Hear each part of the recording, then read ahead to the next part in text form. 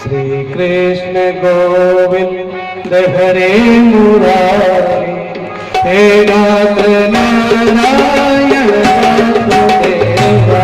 श्री कृष्ण गोविंद हरे मुरारी, हे नाथ नारायण वासुदेवा। श्री कृष्ण गोविंद हरे मुरारी, हे नाथ नारायण वासुदेवा। श्री कृष्ण गोविंद हरे मुरारी, हे नाथ नारायण वासुदेवा। हे नाथ नारायण वासुदेवा, हे नाथ नारायण वासुदेवा।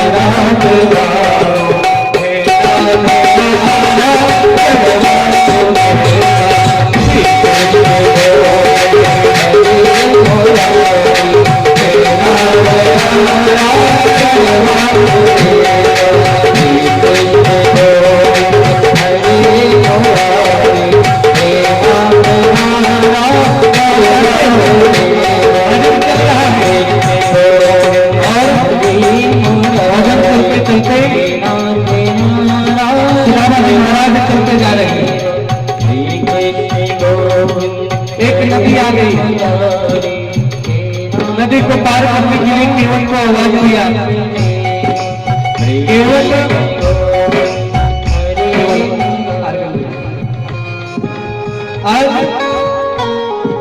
केवट को आवाज दिया, केवट आया। कहाँ जाना है? बोले मुझे द्वारिकापुरी जाना है। इस नदी के उस पार कर दो और मुझे द्वारिका जाना है।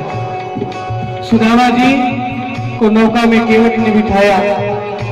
बोले द्वारिकापुरी क्यों जाना है? किससे मिलने जाना है? बोले द्वारिकापुरी मैं जो वहां के राजा भगवान कृष्ण है ना, उनसे मिलने जा रहा हूं। आज केवट को भी हंसी आ गई। अरे इतना दुबला पतला कपड़े पहने, इतना गरीब, ये भगवान, ये राजा द्वारिकाधीश से मिलने लायक है? उनसे मिल सकता है? आज उसी नौका में बैठ करके सुदामा जी भजन कर रहे हैं। माता यशोदा हरि को बुलावे, माता यशोदा हरि को बुलावे, जागो सोमो हरि नैन बोलो, जागो सोमो हरि नैन बोलो। माता यशोदा हरि को बुलावे, माता यशोदा हरि को बुलावे, जागो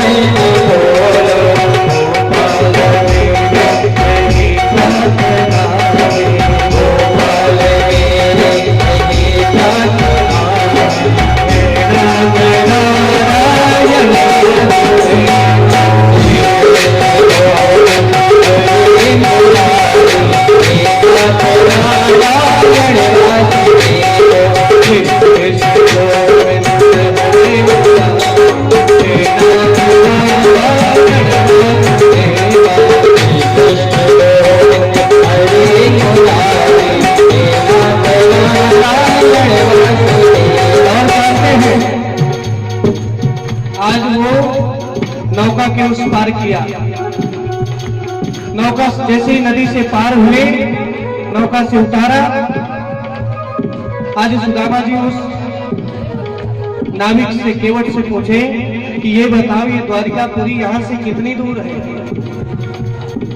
आज उस केवट ने कहा, बोले महाराज, आपके शरीर को देख करके, आपकी अवस्था को देख करके तो ये लग रहा है कि आप अभी 6 महीने तक नहीं पहुंच पाएंगे द्वारिकापुरी। बोले इतनी दूर है? बोले हाँ।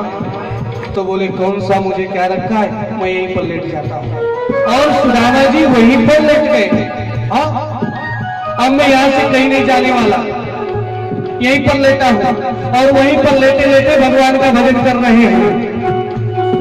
देहांत काले तुम सामने हो, देहांत काले तुम सामने हो, मुरली बजाते मन को लुभाते, मुरली बजाते मन को लुभाते।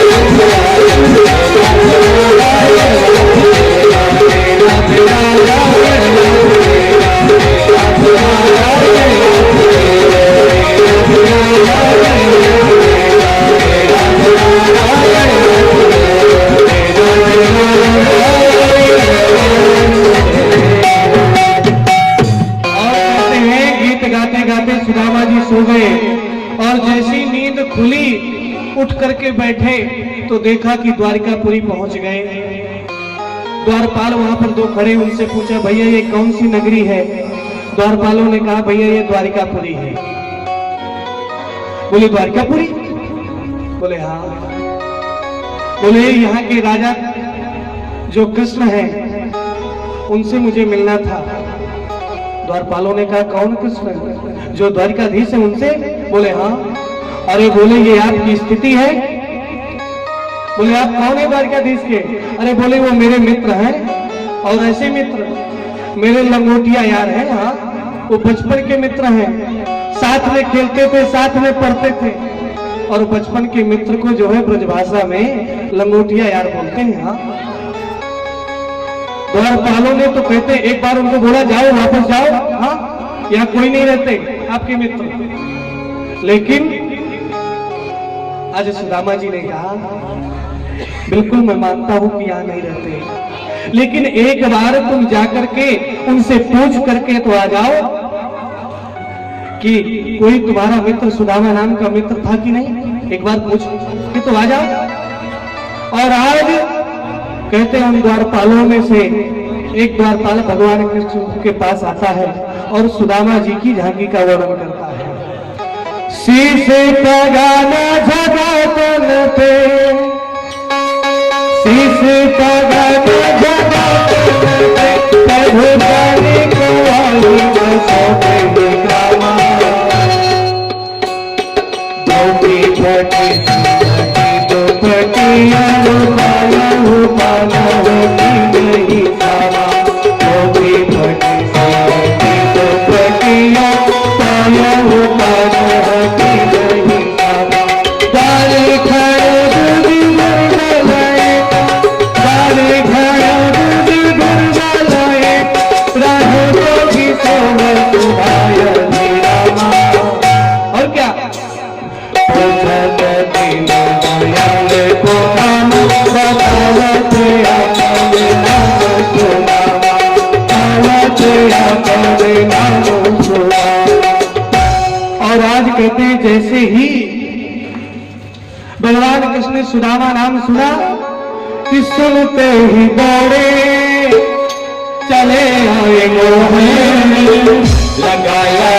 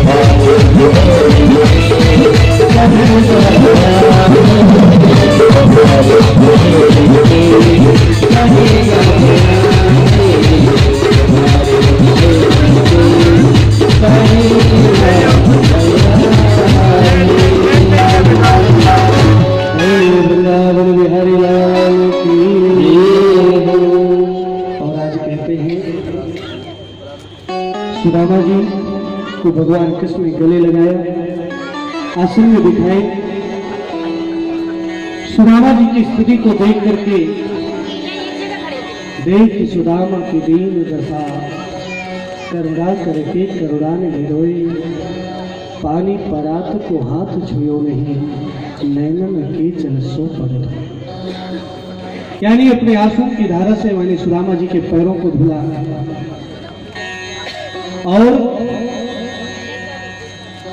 आज सुदामा जी भगवान कृष्ण को पकड़ करके अपने बगल से बिठा लेते हैं।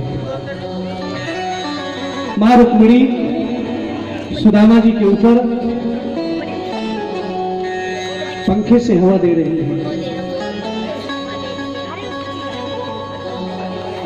और आज भगवान कृष्ण सुदामा जी से पूछते हैं, अरे अभी तक आप कहाँ थे? इतने दिनों तक, जब से आप बचपन से छूटे तब से आप कहाँ थे? सुदामा जी ने अपने पूरे जीवन को बताया, मेरे पास केवल यही है, आपका भजन करता हूँ, आपकी स्तुति करता हूँ। भगवान कृष्ण मां रुक्मिणी को संदेह हो रहा था, कितने गरीब, जिनकी फटी हुई धोती, इतने दुर्बल ब्राह्मण भी इनके मित्र हो सकते हैं। आज भगवान कृष्ण यानी मां रुक्मिणी से भी कहते हैं कि मेरे बचपन के मित्र हैं, मुझे बहुत प्रिय हैं, ब्राह्मण हैं और मैं ब्राह्मणों का बहुत सम्मान करता हूँ, क्योंकि विप्र प्रसादात धरणीधरोहम विप्र प्रसादात कमलाभरोहम विप्र प्रसादात जिता जितोहम विप्र प्रसादात मम राम। केवल ब्राह्मण के आशीर्वाद से ही मैं सब कुछ हूँ, इसलिए आप जो है इनको प्रणाम करो। रुक्मिणी को आदेश दिया प्रणाम करो। इसके बाद सत्यभामा को बुलाया, बोला प्रणाम करो, सुदामा जी ने आशीर्वाद दिया। जाम्बवती को बुलाया, प्रणाम करो, आशीर्वाद दिया। ऐसे करके कहते हैं 16,108 रानियां हैं, 400 रानियों को बुला चुके और सुदामा जी ऐसे ऐसे आशीर्वाद दे रहे हैं। एक तो वैसे भी बहुत दुर्बल है, अब बताइए अब 400 बार कोई ऐसे ऐसे हाथ करेगा तो हाथ उसका दुखेगा नहीं? सुदामा जी ने विचार किया कि ये सब आते जा रहे हैं, आखिर ये कौन है? आज भगवान कृष्ण के कानों में पूछते हैं कि ये बताओ, ये सब तुम्हारी है? हाँ बोले महाराज, सब हमारी ही है, कोई बाहर से नहीं, सब यही सी है। धीरे से पूछा, अभी कितनी है? बोले महाराज अभी तो 400 हुई है, टोटल 16,108 है। बोले एक काम कर, 400 में ही मेरा ये हाथ बहुत तेज दर्द करने लगा, एक काम कर, सबकी तरफ से तू ही प्रणाम कर ले और मैं तुझे आशीर्वाद दे देता हूँ। आज भगवान कृष्ण पूछने लगे, अरे ये बताओ आपका विवाह हुआ है कि नहीं? बोले हाँ हुआ है, और आपकी भाभी जी का नाम है सुशीला। बोले वाह, विवाह भी किया और हमें बुलाया भी नहीं। बोले वाह, अच्छा पूछ रहे हैं, मैंने तो एक किया है नहीं बुलाया, तुमने 16,108 किया है, एक बार भी नहीं बुलाया। बोले महाराज आपका विवाह हुआ होगा तो पहले से निर्धारित रहा होगा, 6 महीने बाद विवाह है। हमारा विवाह जितने भी विवाह हुए ना 16,108, दोपहर तक कोई नहीं और शाम को देखें तो बहू आ गई। 16,108 विवाह कब हो गए हमें भी नहीं मालूम। आज अपने बचपन की बातें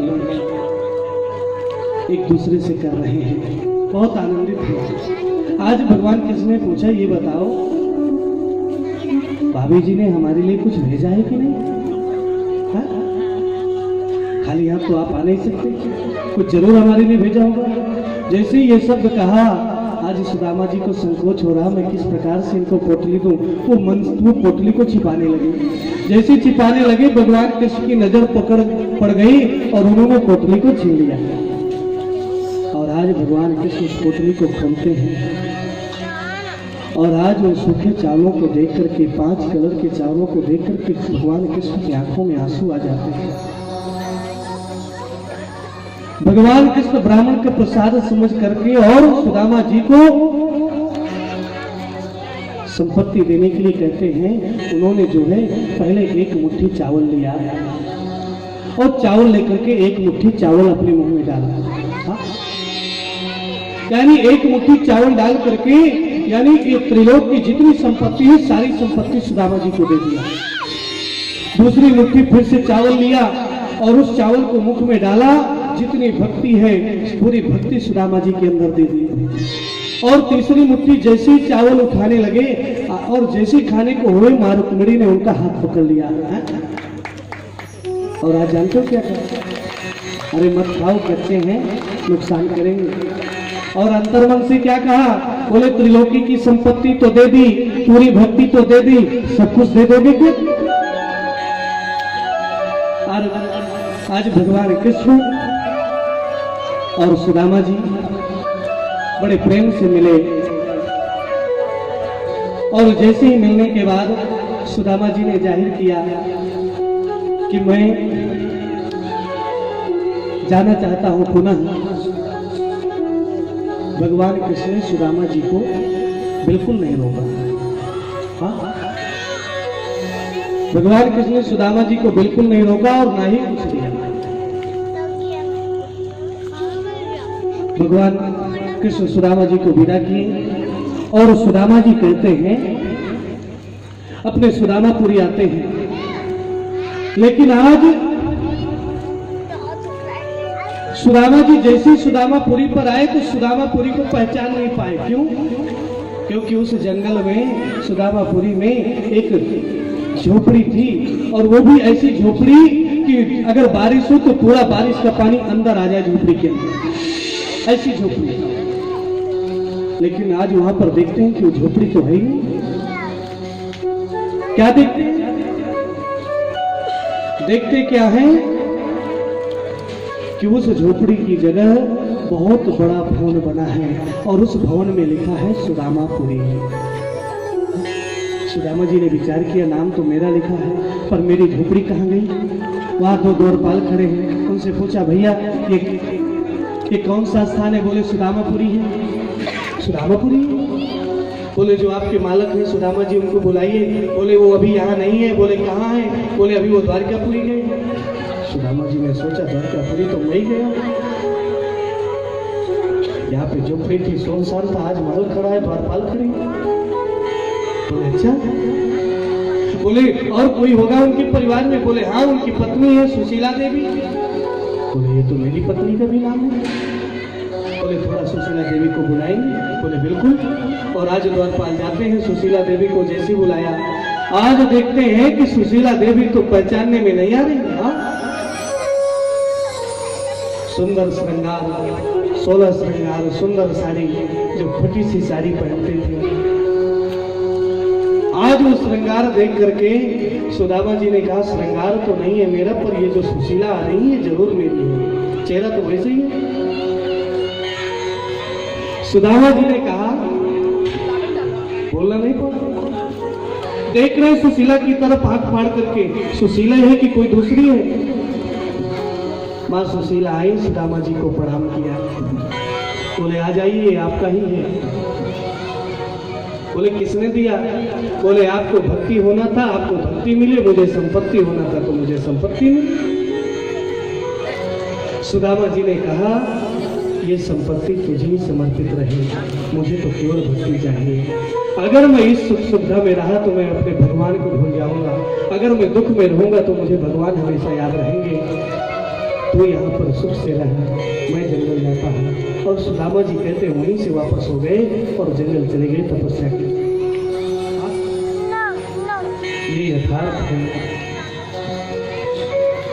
हे प्रभु, मेरा मन आपके चरणों में हमेशा लगा है। मुरलिया वाले रे, सावरिया प्यारे रे,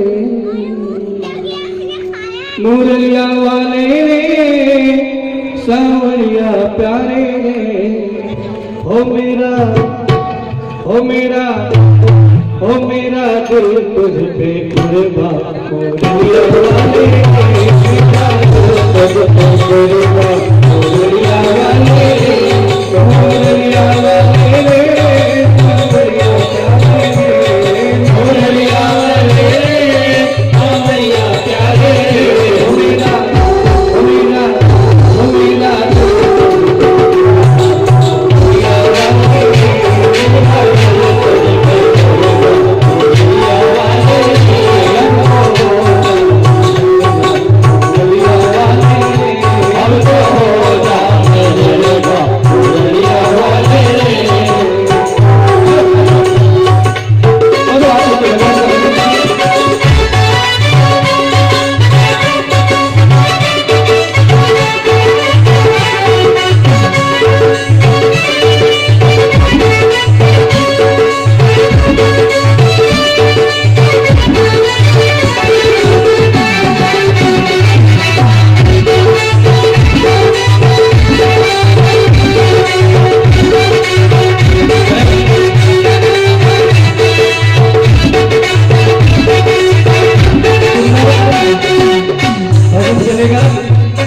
और हमारे पंडित जी भगवान के द्वारा भगवान कृष्ण और मारुपुरी का पूजन कराएंगे।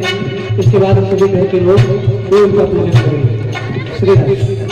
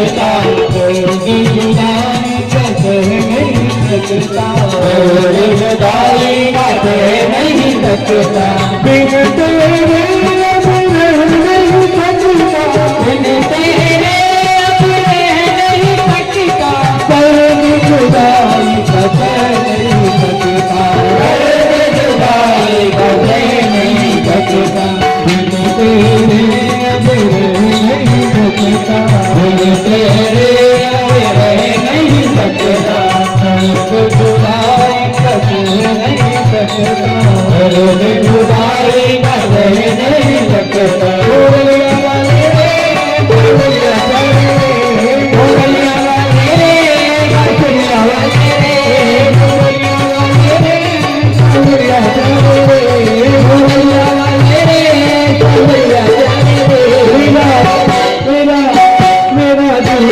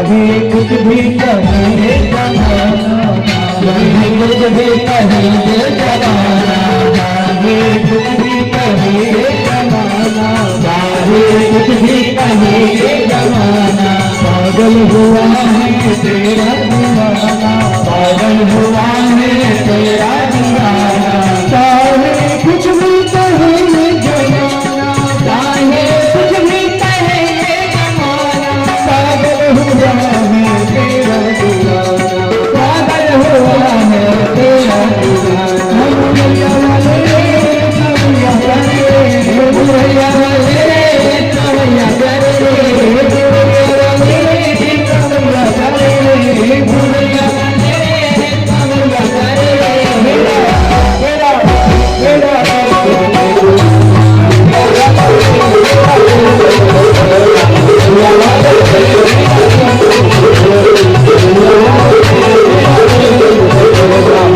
वाले भैया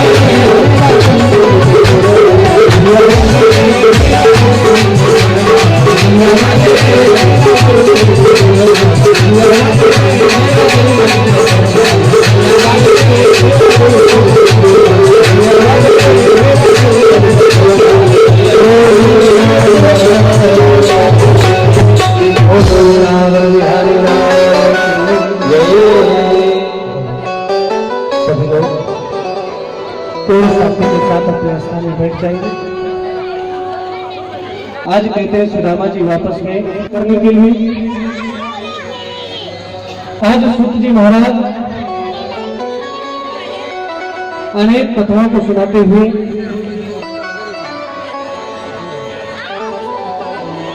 अपने ही वंश की कथा आज सुनाने लगे।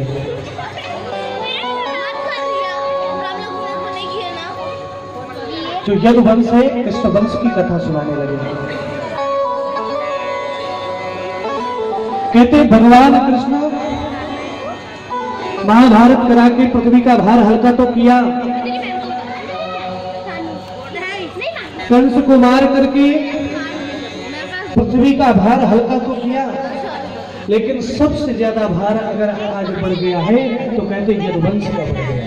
हाँ, 16,108 रानियां, उनकी संतानें, बहुएं, पोते, कहते इतना बड़ा यदुवंश फैल गया कि जितनी की महाभारत में जितनी सेना नहीं थी उससे ज्यादा यदुवंश हो गया। भगवान कृष्ण ने कहा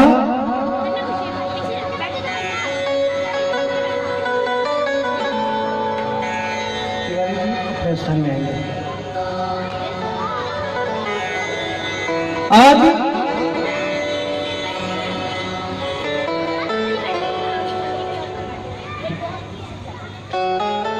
परीक्षित जी चले जाएंगे है? तो कथा कौन सुनेंगे?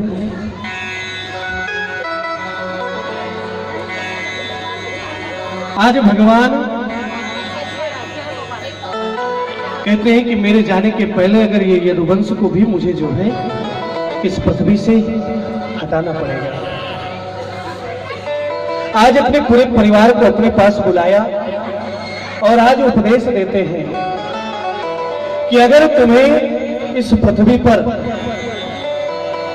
सुख से पूरे परिवार सहित ऐसी जीवन व्यतीत करना है तो अहंकार नहीं करना, किसी ब्राह्मण संत गरीब का अपमान नहीं करना। हाँ? क्योंकि जिसके पास रूप, शक्ति, पद और संपत्ति अगर चार चीजें हो तो उस व्यक्ति को अहंकार जरूर आता है। और जब व्यक्ति को अहंकार आता है तो चारों चीजें उससे छीन जाती हैं। और यदुवंश में ये चारों चीजें हैं। द्वारिकापुरी के जो राजा है उसका वंश है, संपत्ति बहुत है, सुंदर बहुत है, शक्ति बहुत है, तो अहंकार तो आएगा। आज कहते हैं वहां पर कुछ सप्त ऋषियों का आगमन हुआ। उन सप्त ऋषियों को देख करके आज उनके मन में विचार आया, जो उनके पुत्र हैं भगवान कृष्ण के जाम्बोती के पुत्र शाम और उनके परिवार के जितने भी बच्चे हैं, आज उनके मन में विचार आया कि ये संत हैं, ऋषि हैं, ये बहुत जानते हैं, त्रिकालदर्शी होते हैं, आज हम इनकी परीक्षा लेते हैं। हाँ?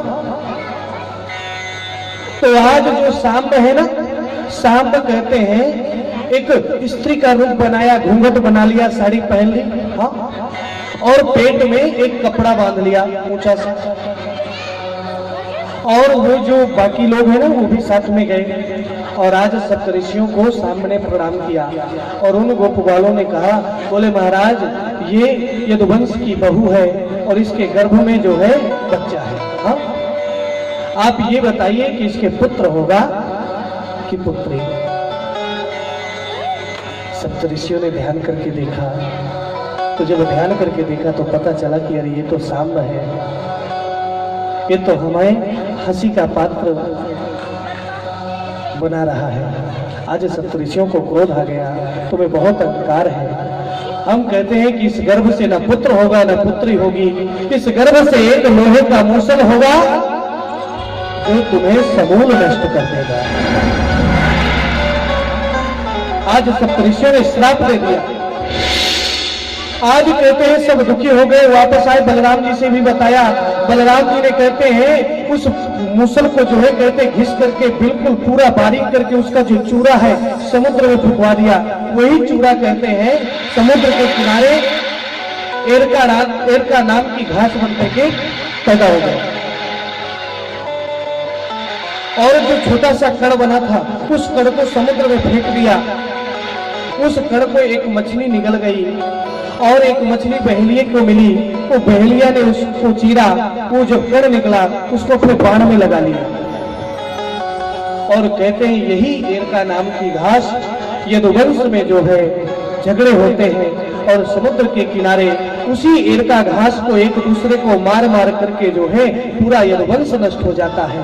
भगवान कृष्ण और बलराम जी के सामने पूरा यदुवंश नष्ट हो गया। भगवान ने बलराम जी से कहा हम भी जाएंगे। बलराम जी ने कहा पहले तो मैं जाऊंगा, हाँ, क्योंकि शेष नाग के अवतार हैं। बलराम जी भी उसी समुद्र में समाहित हो गए और भगवान कृष्ण कहते हैं एक वट वृक्ष के नीचे एक पैर को जो है दूसरे पैर में रख करके लेट गए।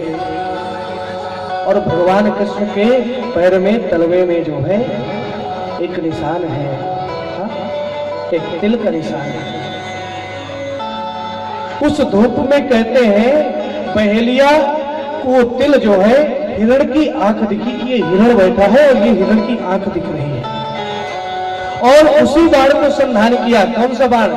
जिसमें वो मूसल का कण लगा हुआ है।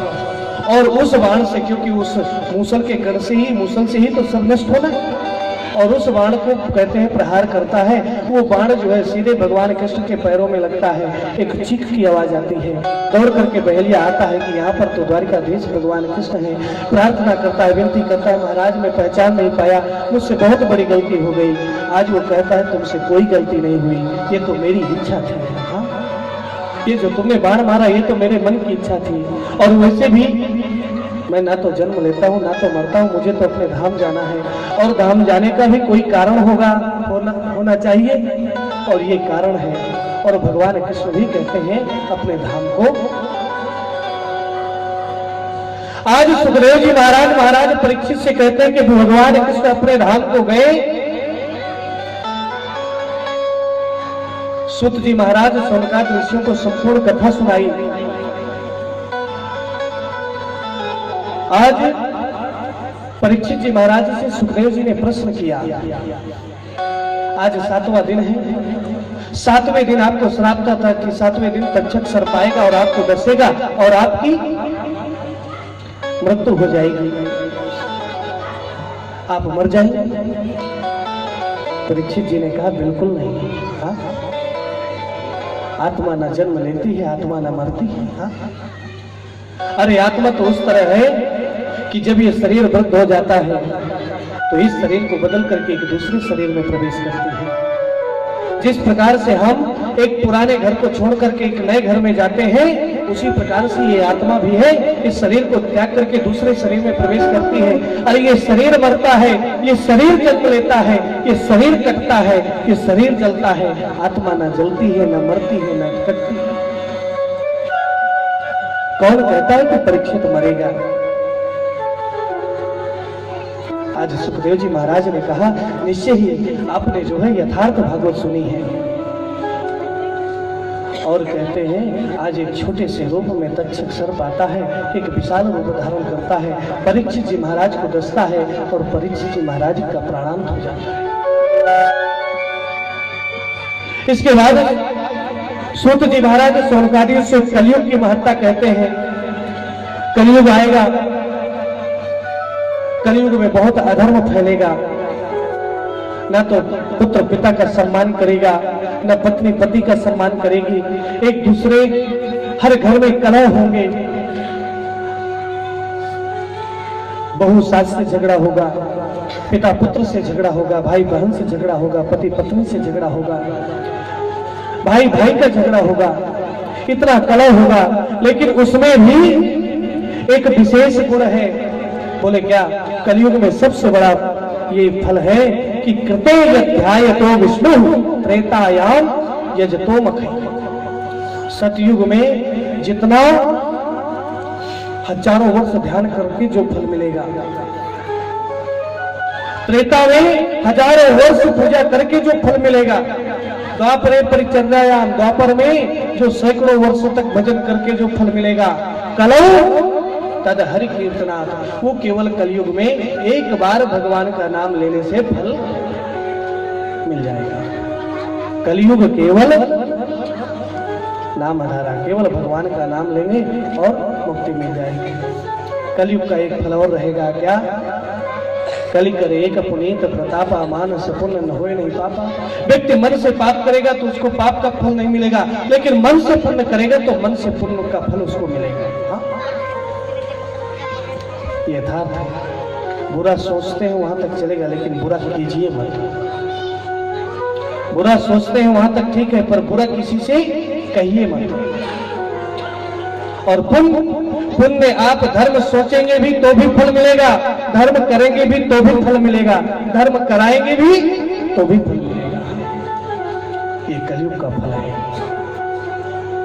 और कहते हैं जब कलयुग बहुत बढ़ जाएगा ना, तो भागवत में भविष्यवाणी भी लिख गई है कि कलयुग में जब कलिकाल का प्रभाव बहुत बढ़ जाएगा तो कल की भगवान का अवतार होगा, तो जो अधर्म को दूर करेंगे और धर्म की स्थापना करेंगे। हाँ? यदा यदा हि धर्मस्य ग्लानिर्भवति भारत, जब जब धर्म घटेगा अधर्म बढ़ेगा तो भगवान अवतार लेते हैं। कलयुग में भी जब बढ़ेगा, अभी तो पृथ्वी पर बहुत, अभी तो कलयुग प्रारंभ है, अभी तो केवल 5000 वर्ष ही हुए हैं। कलयुग की जो आयु है 4,32,000 वर्ष आयु है कलयुग की।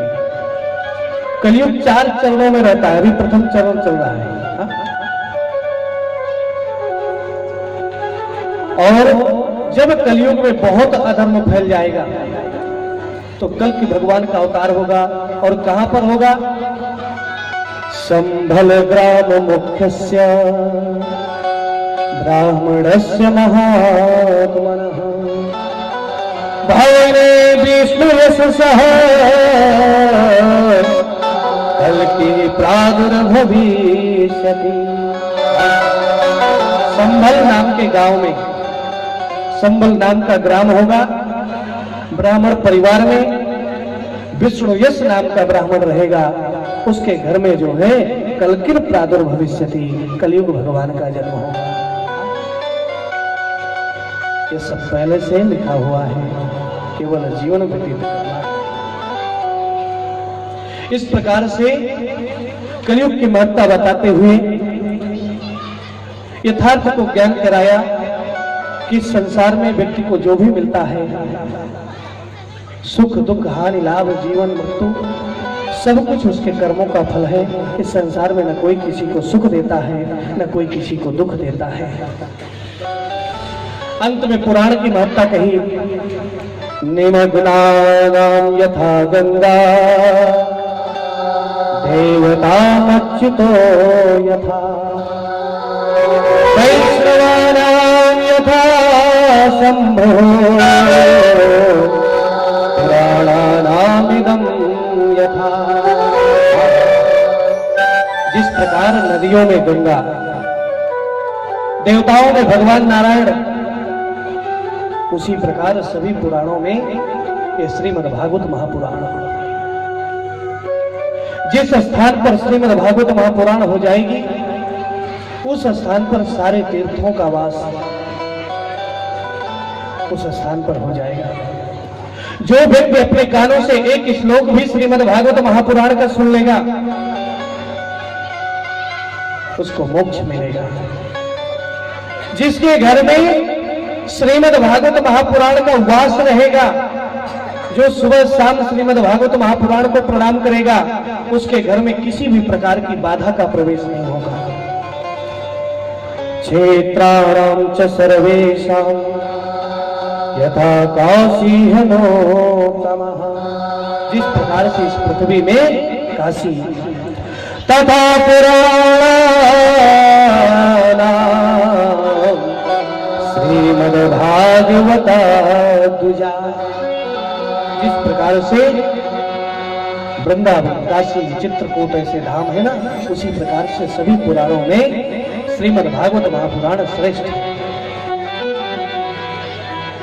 तिष्ठन्ति यद्गृहे, जिस भी घर में श्रीमद् भागवत महापुराण होती है या जो भी व्यक्ति श्रीमद् भागवत महापुराण सुनता है, कहते हैं उसके 21 पीढ़ी के पितृ देवता मुक्त हो जाते हैं। 7 पिता पक्ष के, 7 माता पक्ष के और 7 पत्नी पक्ष के। जिस गोत्र में जिस परिवार में श्रीमद् भागवत महापुराण होती है। एक संत कहते हैं, बोले महाराज, जिस प्रकार से जीवन में एक कन्या का विवाह जरूरी होता है, उसी प्रकार से जीवन में एक बार, चाहे छोटे रूप में हो या बड़े रूप में हो, जीवन में एक बार भागवत महापुराण भी सुनना व्यक्ति के लिए जरूरी रहता है। क्योंकि सदा सेव्या शराब सेव्या, ये श्रीमद् भागवत कथा हर समय सुननी चाहिए। और जो श्रीमद् भागवत कथा सुनता है तो जो गया श्राद्ध से भी मुक्ति नहीं मिलती है, वो मुक्ति श्रीमद् भागवतान मुक्ति, श्रीमद् भागवत से वो मुक्ति मिलती है। और अंत में जो श्लोक कहा है, उस श्लोक का सब लोग उच्चारण करेंगे, लेकिन उसके पहले 7 दिनों में जो कथा हमने सुनी है, उस कथा का अवलोकन करेंगे सब लोग। तो पूर्ण शांति के साथ सब लोग सुखासन में बैठ जाएंगे, सीधे आसन में, और सभी माताएं अपने सर में पल्लू डाल लेंगी। और जितने भाई लोग हैं, रुमाल हो तो रुमाल सर में रख लेंगे, कोई कपड़ा हो तो कपड़ा सर में जरूर रख लेंगे।